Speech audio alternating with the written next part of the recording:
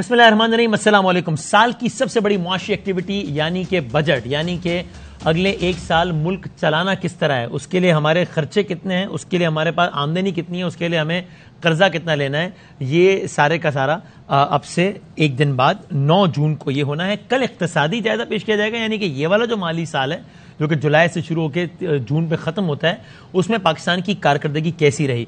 कल भी हमने इस सेगमेंट आपके सामने हाजिर हुए थे और आज भी उसी पैटर्न को फॉलो करते हुए बहुत ही आसान, सादा, सहल अंदाज में कोशिश करेंगे कि माहिरीन माशियात से जान सकें। और आज की डिबेट भी हमारी 3-4 बुनियादी, सादा, रेलिवेंट सवालात के गिर्द घूमेगी जिससे मैं और आप रिलेट कर सकें। एक ये कि मुआशी मसाइल हैं, इसमें तो ज़ाहिर कोई राज नहीं है, ऐसे हैं जो कि हालिया तारीख में कभी नहीं देखे।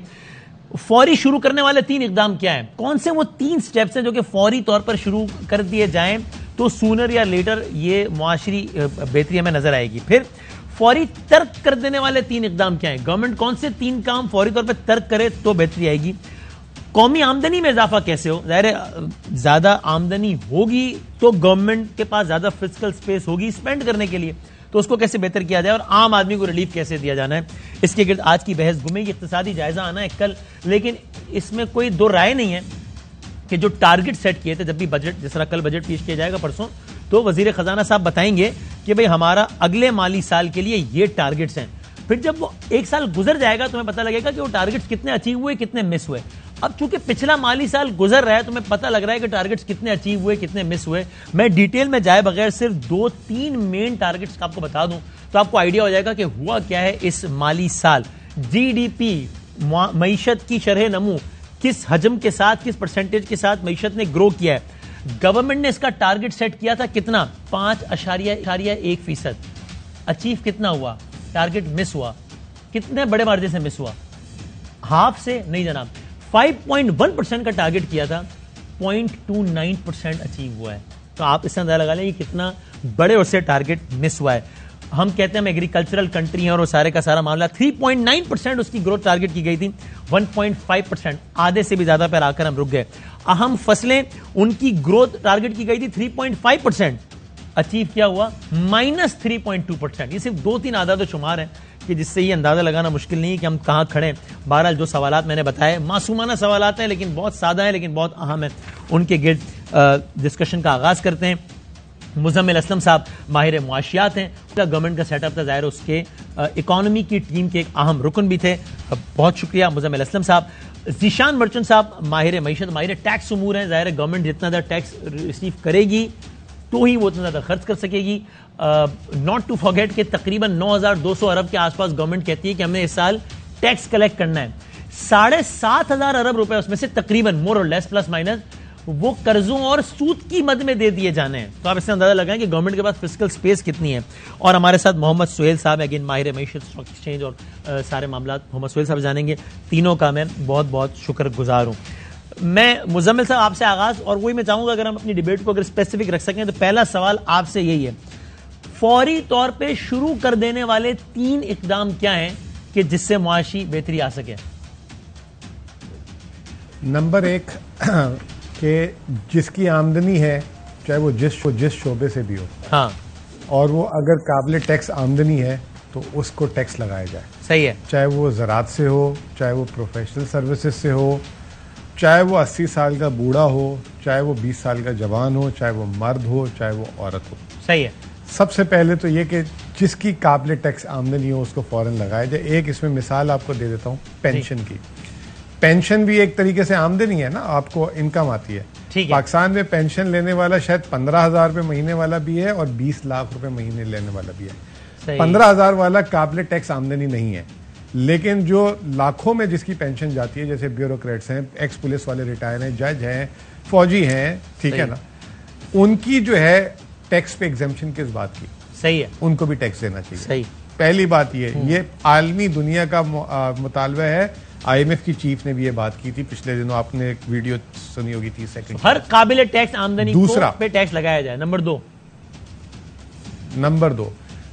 2 ये कि हुकूमत जो है ये जो रिलीफ और सब्सिडी वाले देने के काम है ना, इससे बाहर निकल जाए। और जो है ये जाने कि इसमें मिसाल मैं इस तरीके से दूंगा कि हुकूमत ने अगर बिजली की कीमत में रिलीफ देना है तो बिल्कुल दे, लेकिन उसको दे जिसका हक है। ये एक साथ कीमत कम कर देना, पेट्रोल की कीमत कम कर देना, खाद में रियायत दे देना। अब एक खाद एक बेचारे के 2 एकड़ जगह और एक की 2000 मुरब्बा जगह। आप जो है ये जो इलीट कैप्चर को यहाँ पे जो है एक सब्सिडी दे दे के जो उनको पाल रहे हैं, इसको खत्म करें और इसको टारगेटेड करें। ये भी आलमी, जिसे कहते हैं, ये आलमी डिमांड है। हर कोई ये कहता है कि हम टैक्स पेयर को मनी चार्ज करते हैं और आप अपने टैक्स पेयर से जो है उसको उल्टा रिलीफ टैक्स भी नहीं लगाते और रिलीफ देते हैं। सही है। तीसरा, हुकूमत जो है कारोबारी और फैसले जो है इसको फ्री मार्केट कर दे पाकिस्तान को। मिसाल के तौर पे ये जो 15 दिन बाद तेल की कीमतों का ऐलान करना, 30 दिन बाद, महीने बाद नेपरा बिजली की कीमत का ऐलान कर रहा है, पीसीबी के चेयरमैन के लिए जो है वो बैठे हुए वजीर आजम हाउस के पीसीबी चेयरमैन किसको लगना है, ठीक है ना। तो ये इन चीजों से बाहर निकले और ये जितनी भी इदारे भी हैं जो हुकूमत जिनके ऊपर बैठी हुई है अपने लोगों को, यारों को, दोस्तों को नवाजने के लिए, उनसे जो है उनको जो है, या अगर निचकारी नहीं कर सकते तो उनकी जो है प्राइवेट मैनेजमेंट के हवाले कर दिया जाए। बिल्कुल सही है। सो मुज़म्मिल हसन कह रहे हैं टारगेटेड टैक्स लगाएं, यानी हर काबिल टैक्स आमदनी को टैक्स किया जाए, बेशक उसको टारगेटेड कर लें। आप सब्सिडीज भी ना दें, देनी है तो बेशक टारगेटेड दे दें और डीपोलिटिसाइज करें चीजों को। हर मामले में जो हुकूमत घुसी होती है वो ना करें। बिल्कुल ठीक है। अब जाहिर इसमें से और भी बहुत सारे सवाल निकलते हैं। अभी मैं पढ़ रहा था बजट तजावीज में से एक ही है कि जनाब पेट्रोलियम डेवलपमेंट लेवी जो 50 पर आकर रुकी है उसको 50 से 60 किया जाए, उसके नतीजे में कुछ ऐसा जो एक्स्ट्रा पैसे मिलेंगे उसको एडजस्ट किया जाए। पेंशन में 30% पेंशन बढ़ाने का मंसूबा है। जाहिर है बढ़ेगी तो वही वाली आपके लिए बात 20 लाख वाले पे बढ़ेगी, 15,000 वाले पे बढ़ेगी। लेकिन अभी मैं उन जिमनी सवालात को छोड़ते हुए, ताकि यही एक पैटर्न चले, तो सोहेल साहब प्लीज आपसे भी यही स्पेसिफिक सवाल, आपके ख्याल में कौन से 3 काम फौरी करने के हैं? बिस्मिल्लाहिर्रहमानिर्रहीम। थैंक यू वसीम भाई। देखिए, मुजम्मिल साहब के सारे पॉइंट्स से मैं एग्री करता हूं, बट वो उनके पॉइंट्स जो हैं वो आज भी वैलिड हैं। पिछले साल भी वही पॉइंट्स वैलिड होते, अगले साल भी वही पॉइंट्स वैलिड होंगे। बल्कि सॉरी मुझे क्या लेने दें सोहेल साहब, मैं बचपन से जब से बजट ट्रांसमिशन कर रहा हूँ, ये जब सुनते हैं हर काबिल टैक्स आमदनी पे टैक्स लगाया जाए, ज़राई शोबे को क्यों छोड़ा मत, लेकिन ये पता नहीं क्यों नहीं हो पाता। इसीलिए मैंने कहा मुजम्मिल साहब के बड़े एजुकेटेड और अच्छे जवाबात हैं, मगर आज जहां हम बैठे हैं जून 2023 में, तो जो पाकिस्तान के माशी हालात हैं उसमें नंबर 1 मेरे ख्याल में इकदाम जो करना है, जिसका तयन होगा बजट में आगे जाके, या बजट या मिनी बजट जो भी आता है, कि हमें जो रीपेमेंट करनी है कोई 22-23 बिलियन डॉलर की अगले 12 माह में जी, उसका पैसा कहाँ से अरेंज होगा। अगर ये अनसर्टेनिटी रही और ये पैसा अरेंज नहीं हुआ तो कुछ भी हो सकता है, करेंसी कुछ भी हो सकती है, इंटरेस्ट रेट भी बहुत बढ़ सकते हैं, हाइपर इन्फ्लेशन भी हो सकता है, सोशल अनरेस्ट भी। तो मेरे ख्याल में सबसे पहला जो हुकूमत को बजट में या बजट के साथ एड्रेस करना चाहिए, वो क्लैरिटी दी जाए कि ये 22 बिलियन डॉलर जो डेट रीपेमेंट है, करंट अकाउंट डेफिसिट में नहीं ले रहा, वो कहाँ से आएंगे। दूसरा जो चीज, जो मुल्क के हालात हैं, ये नहीं हो सकता कि 30% पेंशन बढ़ जाए, मिनिमम सैलरी बढ़ जाए सरकारी इदारों की। यार, मुल्क में खर्चे बचाने की कोशिश होनी चाहिए। आई थिंक बड़ापन तो ये है कि सैलरी कम की जाए, बड़ापन तो ये है कि पेंशन ना बढ़ाई जाए, बड़ापन तो ये है कि जो दूसरे एक्सपेंसेस हैं उसको कम किया जाए, ताकि ये कोई 7% का हम बजट खसारा कर रहे हैं, फिस्कल डेफिसिट, जिससे ये प्रॉब्लम आ रहा है पिछले 6 साल से, वो ना हो।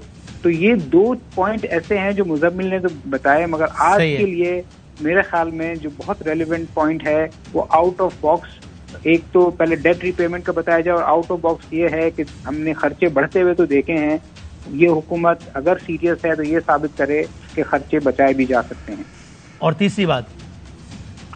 तीसरी बात जो सबसे इम्पोर्टेंट जो मुजम्मिल ने कही है कि जो टैक्स होना सब पर चाहिए।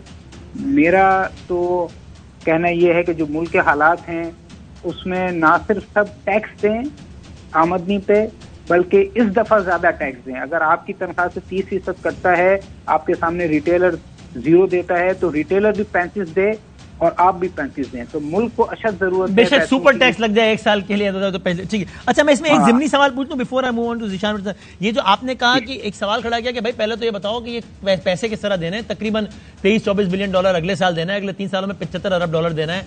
आपके पास जेब में आज 4 बिलियन डॉलर से कम पड़ा है, तो इसी का जरा आप जवाब भी दीजिए ना कि क्या आपके ख्याल में, जिस तरह काफी माहिरीन का ख्याल है, शबर जरी साहब कहते हैं कि भाई ये मान लो कि नहीं दे सकते हो, डेट रीप्रोफाइलिंग के अलावा कोई हल नहीं है, आपको बैठ के आईएमएफ को बोलना पड़ेगा कि हम नहीं दे सकते, और आईएमएफ ये करने को तैयार भी है, लेकिन मसला है कि आप मान ही नहीं रहे हो। चूंकि अगर आप ये मानोगे तो फिर आपका इसकी पॉलिटिकल आपको कॉस्ट देनी पड़ेगी। तो इस सवाल जो आपने उठाया इसका जवाब भी दें कि अगले 1 साल में 25 अरब डॉलर कैसे देना है। आपने कहा ना सबसे पहला करने वाला काम यही कि गवर्नमेंट बताए कि पैसे देने कैसे हैं, तो आपके जहन में इसका जवाब क्या है? यही कि भाई नहीं दे सकते, इस पे बात करो कि रीशेड्यूल करो हमारे कर्जे। आप बिल्कुल वजह फरमा रहे हैं। हमने नवंबर 2022 में रिपोर्ट निकाली थी, इसके बाद बहुत सारी और भी रिपोर्ट्स निकाली है। हुकूमत को ये हार मान लेनी चाहिए थी पिछले साल, अभी तक नहीं मानी है, तो अभी मान लिया। अब इसमें आपको बताता हूँ, डेट रीस्केड्यूलिंग 2 तरीके की होती है वसीम भाई। एक होती है ऑर्डरली, यानी आप सबको साथ लेके चलेंगे, लेंडर्स को बताएंगे, उनके साथ मीटिंग करेंगे और फिर जाके आप अपनी डेट को नहीं पे करेंगे और उसको आगे कर लेंगे, चाहे वो 5 साल के लिए आगे करें, 10 साल के लिए, जिस तरह श्रीलंका ने किया है। एक होता है डिसऑर्डरली। डिसऑर्डरली का मतलब है कि आपने अनापरस्ती में कहा हम डिफॉल्ट नहीं होंगे, हम डिफॉल्ट नहीं होंगे, 6-8 महीने के बाद आपने अचानक से अलार्म दबा दिया, जिस तरह श्रीलंका ने दबा दिया था, तो वो डिसऑर्डरली होगा। तो आपके सवाल का जवाब है कि हुकूमत पाकिस्तान को फौरन ऑर्डरली डेट रिस्ट्रक्चरिंग की तरफ काम करना चाहिए। ठीक हो गया। तो सोहेल साहब समझते हैं कि मुजम्मिल साहब ने बातें बताई उमूमी तौर पर वो बिल्कुल ठीक है, लेकिन ये जो स्पेसिफिक हालात हैं इसमें नंबर 1 कर्जे अदा कैसे करने हैं, इसके बारे में हुकूमत पाकिस्तान को करना होगा, और उसका भी वही समझते हैं कि यानी हुकूमत पाकिस्तान को बात करनी होगी कि हमें कर्जे रीशेड्यूल कराने, नंबर 1। दूसरा है कि गवर्नमेंट को अपने खर्चे कम करने, बेशक उसके लिए अनपॉपुलर काम, मिसाल के तौर पर पेंशन ना बढ़ाना, बेशक कुछ सैलरीज कम करना, ये सब करे। और तीसरा है कि बेशक सुपर टैक्स टाइप का कोई कॉन्सेप्ट हो कि टैक्स तो लगाया जाए हर किसी पे, इस 1 साल चूंकि खास मुआशी हालात हैं तो जो अफोर्ड कर सकता है उस पर ज्यादा टैक्स लगाया जाए, मामूल से ज्यादा। ये 3 हल है इस सूरत हाल में आपके ख्याल में। ज़ीशान साहब, आपसे यही सवाल। जी, बिस्मिल्लाहिर्रहमानिर्रहीम। मैं तो वही बात करूंगा जो आप सब लोगों ने ही की है, लेकिन मैं इसको थोड़ा सा डिफरेंटली लेके जाऊंगा। मैं इन सुपर टैक्स वगैरह की फेवर में कभी भी नहीं रहता। मैं ये कहता हूं कि जी, जब टैक्सेशन की आप बात करें तो टैक्सेशन जस्ट होना चाहिए, फेयर होना चाहिए और इक्विटेबल होना चाहिए। और उसकी आसान मिसाल ये है कि अगर आप 100 रुपए कमा रहे हैं तो उस पर 10 रुपए टैक्स दें, और कोई 10 रुपए कमा रहे हैं तो उस पर 1 रुपया टैक्स दिया जाए। मैं इसमें बिलीव नहीं करता कि आप डिस्पैरिटी रखें। और चूंकि आपने खुद ही अपने इब्तिदाइया में बताया कि 7,400 से 9,200 बिलियन रुपए का हमें टैक्स अगले साल में इकट्ठा करना है, जो कि 25% ज्यादा है। 25% ज्यादा होने के साथ साथ हम जो इकोनॉमी का जो टारगेट, ग्रोथ का टारगेट रख रहे हैं, वो तकरीबन 3.5% रख रहे हैं। तो ये आम हालात में मुमकिन नहीं है कि आप जो है कि ये सारा टैक्स इस तरह से, तो आप ये जो है सेल्स टैक्स को 25% कर दीजिए 18% से। होगा क्या ये, अगर आप इक्विटेबल टैक्सेशन नहीं करेंगे तो गरीब आदमी मर जाएगा इसमें, क्योंकि हमारे मुल्क में अनफॉर्चुनेटली जो टैक्सेशन का निजाम है वो इनडायरेक्ट टैक्स पे है।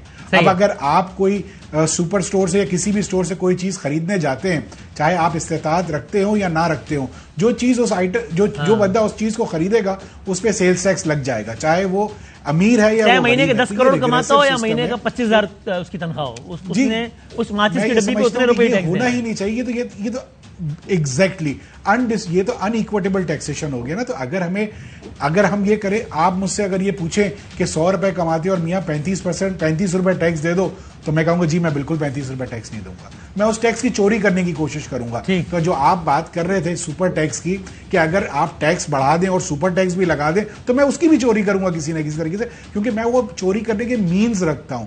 जो तनख्वाहदार तबका है, आप और मैं, हमारी तो तनख्वाह पे से टैक्स कट के मिलता है जनाब, हम तो चोरी नहीं कर सकते, लेकिन बिजनेसेस करेंगे। तो ऐसा नहीं होना चाहिए, फेयर टैक्सेशन होना चाहिए मेरे हिसाब से। हम कई अर्से से टैक्सेशन ठीक है, और देते हैं कि आप नंबर 2 फिर क्या है, 10% या 15% टैक्स लगा दें। दूसरा ये कि आप 22% इंटरेस्ट रेट पे इकोनॉमी को नहीं चला सकते। अच्छा, आप अगर कहते हैं कि जी मैं इंटरेस्ट रेट बढ़ाता चला जाऊंगा तो कोई भी अमीर आदमी जो होगा वो बिजनेस बंद करेगा, वो बैंक में रखवा के करेगा, इसीलिए नोट छाप लो, नोट कमाना। या कहीं बाहर तो इजी मनी आप उसको दे रहे हैं ना, आप उसको रेंट सीकिंग पे लेके आ रहे हैं, वो बिजनेस बंद करेगा और रेंट कौन सा शरह सूद कम की जाए आप कह रहे हैं, दूसरा ये वरना मईशत का पहिया नहीं चलेगा। ठीक है, और तीसरी बात क्या है आपके ख्याल में? तीसरा मैं ये समझता हूं जो decrease in government expenditure and at the same time जो आपकी इंडस्ट्री है, आपको उसको रिवाइव करने की जरूरत है, आपको जो है उसको इम्पेटस देना है। आप इस वक्त जो भी दुनिया में इस वक्त हम जो भी रॉ मटेरियल इंपोर्ट करते हैं, चाहे वो पेट्रोल हो, चाहे वो अशिया खुर्दनोश हो, तकरीबन 50% कॉस्ट नहीं चाहिए इंटरनेशनल। लेकिन जिशान साहब इसको स्पेसिफिक बताएं, ये सुहेल साहब ने भी कहा, आप भी कह रहे हैं गवर्नमेंट खर्चे कम करे, इसको प्रिसाइसली बताएं ना। गवर्नमेंट तो कहती है कि यार हम तो, हर गवर्नमेंट कहती है ओ जी पिछले साल प्राइम मिनिस्टर हाउस का खर्चा इतना था, हमने इतना कम कर दिया। कौन सी स्पेसिफिक एक दो मत बताएं कि भाई आप यहां इतना खर्च कर रहे हैं, इसमें कट लगाएं, इतने अरब रुपए बचेंगे, ये प्रिसाइसली बताएं ना, कहां खर्चा कम करेगा। आप ये देखिए कि गवर्नमेंट के पास जितने भी मिनिस्टर्स हैं, हर एक के अपने प्रोफाइल्स होते हैं, हर एक के पास एक फंड होता है कि वो जो उसको दिया जाता है कि वो अपनी जुरिस्डिक्शन में उसको खर्च कर दे। उसका सवाल नहीं पूछा जाता कि वो कहां खर्च करता है। डेवलपमेंट एक्सपेंडिचर की मद में दिया जाता है and other than development expenditure की मद में दिया जाता है। इसका मुजम्मिल मेरे ख्याल से ज्यादा अच्छा जवाब देंगे, लेकिन इन चीजों को रोकना पड़ेगा। आपके पास इस वक्त हिस्टोरिकली जो पाकिस्तान की हिस्ट्री में सबसे ज्यादा मिनिस्टर्स इस वक्त हैं, तो आपके खर्चे भी उसी हिसाब से हैं। जो आपके पास टैक्स लगाओ, प्राइम मिनिस्टर्स हैं, सुपर टैक्स सब पे टैक्स लगाओ, खर्चे कम करो, शरह सूद कम करो, ये तीन बात। अच्छा मुजम्मिल साहब, ये ब्रेक में जाने से पहले एक बड़ा मासूमाना सवाल है, मोर और लेस प्लस थोड़ा सा प्लस माइनस के साथ आप सब लोगों के जवाबात में बहुत ज्यादा फर्क नहीं है। तो मेरा बड़ा सादा सवाल ये है कि जब 50 सालों से हर बजट नशरियात में हल भी यही तजवीज़ हो रहे हैं, जब आज 3 बड़े माहिरीन माशरत बैठ के मोर और लेस वही हल तजवीज़ कर रहे हैं, तो अगर ये फिर कोई रॉकेट साइंस नहीं है तो ये होता क्यों नहीं है? ये हो जाए तो ये बेहतर हो जाएगी मैशत, अगर इतना ही सादा है तो, अगर हल इतना ही सामने नजर आ रहा है तो। देखें, इसमें एक चीज़ है विल और एक चीज़ है सियासत। मैं कई बजट्स में फिर वही बात ऐसे रिपीटिशन वाली लगेगी।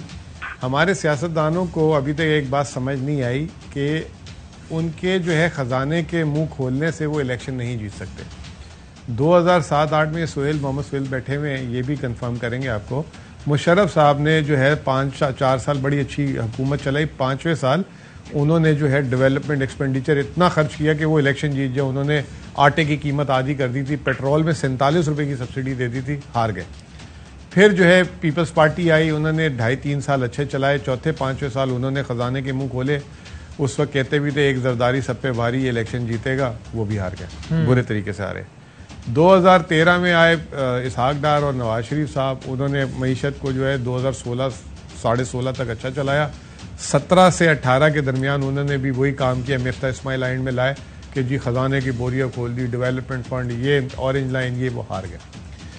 अभी भी कोई सोच। अच्छा, और खान साहब को ये वाला मौका तो नहीं मिला कि आखिरी बजट पेश करते, उन्होंने भी फरवरी में आके वो पेट्रोलियम प्राइसेस पे वो एक नहीं, वो तो खान साहब को तो 1.5 साल था, उसके बाद 2 बजट थे खान साहब के पास, अगर पूरे 5 साल करते। आखिरी बजट ज्यादा पॉपुलर तो खान साहब ने तरतीब बताई, तो खान साहब को आखिरी बजट का मौका तो नहीं मिला। लेकिन हाँ, लेकिन वो भी मिफ्ता ने दे दिया था, उनको नहीं मिला था ना बजट। तो वो अभी उस स्टेज पे आते तो वो टेस्ट होते, तो वो लेकिन पेट्रोलियम प्राइसेस में तो वो कर दिया, उन्होंने बाहर लगा दिया था, जिसका फिर IMF ने बुरा भी मनाया। 10 रुपए था, लेकिन उन्होंने उससे 1 महीना पहले मिनी बजट दिया था, सेल्स टैक्स लगा दिया था ब्रेड पे, पता नहीं कहाँ का, जिस पे आप सारों ने मिलके खूब धुलाई की थी, दूध पे लगा दिया, बच्चे शीर खा हमारे क्या करेंगे, याद होगा आपको। असेंबली से बजट जिसमें स्टेट बैंक, उससे 15 दिन महीने पहले की बात ही है, उन्होंने ये काम भी किया था। तो आपका जवाब मेरे सवाल पे मुजम्मिल साहब के पॉलिटिकल सियासी वजूहात जो है वो आड़े आ जाती है मुआशी फैसलों के, इसका वन लाइन में जवाब यही आपके ख्याल में? बिल्कुल, कैसा हो क्यों नहीं पा रहा? बिल्कुल ठीक है। हाँ, ये मुझे एक ब्रेक लेना था। अब ये कितना अनफॉर्चुनेट है कि ये कैश 22 सिचुएशन, एक तरफ हम कह रहे होते हैं और कहना चाहिए कि भाई जमहूरियत होनी चाहिए, टेक्नोक्रेट सेटअप की क्या बात है, ये क्या बात है कि जनाब एक टेक्नोक्रेट सेटअप आए ताकि वो मुश्किल मुआशी फैसले कर ले, और वो इसलिए कर पाएगा इसलिए कि उसको जो है आवाम से वोट लेने की लालच नहीं होगी। जब सियासतदान आएगा तो उसको वोट लेने की लालच होगी, तो वो ऐसे बजट बनाएगा जिससे इकोनॉमी पे मुश्किल हालात पड़ेंगे, लेकिन कुछ सियासी फायदा हो जाए। तो एक तरफ ये हम कहते हैं गलत है, सब जमहूरियत होनी चाहिए और ऐसे ही, लेकिन दूसरी तरफ ये मसाइल के मुआशी फैसले इसलिए नहीं हो पाते कि सियासी फैसले आड़े आ जाते हैं। एक अजीब सूरत हाल है। बहरहाल एक हम ब्रेक लेते हैं और ब्रेक के बाद कुछ और सवाल के साथ हम हाजिर होते हैं।